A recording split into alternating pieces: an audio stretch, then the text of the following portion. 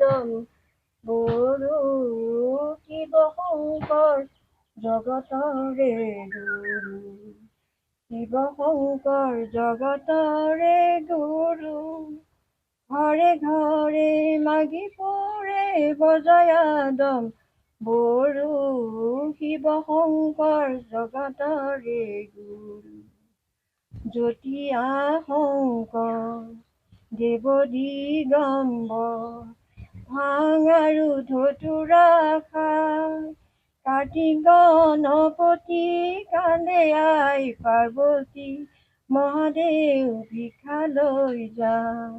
ভাঙোতাৰ নাম হ'ল ভাঙোতা থান।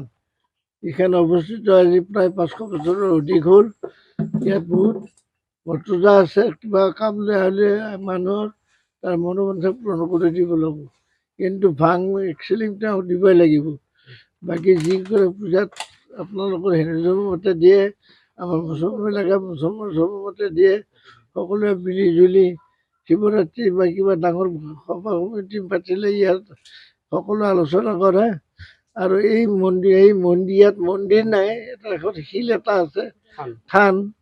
এই থানখন আমাৰ অতি পূৰ্বৰ পৰা আজি বহু বছৰ হ'ল আমি নানা নানা নানা নানা নানা নানা তাৰ প্ৰস্তুতি হৈছিল বুলি আমি শুনিছোঁ বা জানিছোঁ বা তেওঁলোকে কৈ গৈছিল। গতিকে এই থানখন আমাৰ বংশটোৰ বাহিৰে বেলেগ মানুহে ইয়াত একো কৰিব নোৱাৰে।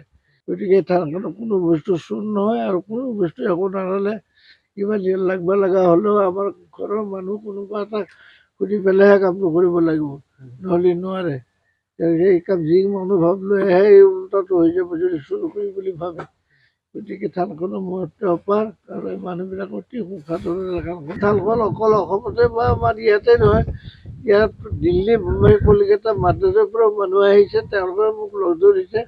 মই তেওঁলোকৰ লগতে কথোপকথন হৈছোঁ। বহুত দূৰৰ মানুহ আহে, আৰু ওচৰৰ মানুহটো কথাই নাই। আৰু যে শিৱৰাত্ৰি হ'ব, অকল আমাৰ অসমৰ মানুহেই নহয়, দিল্লী মুম্বাই কলকাতা মহাৰাষ্ট্ৰ বহুত দূৰৰ পৰা মানুহ আহিছে, আৰু তেওঁলোকে আপোনাৰ মোক লৈ পেলাই আৰু